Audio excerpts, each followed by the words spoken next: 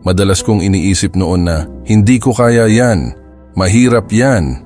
Yan ang madalas kong sinasabi kapag may darating na bagay na hindi ko inaasahan. Minsan, hindi natin alam na ang bagay na yun ay siya na pala ang matagal nating hinihintay.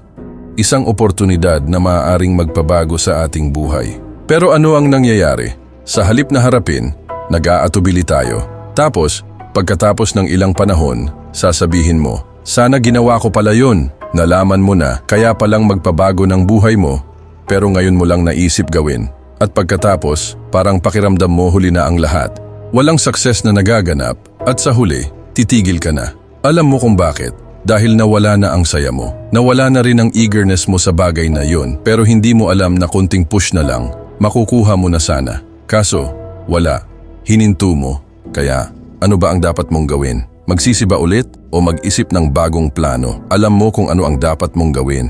Alamin mo ang sarili mo.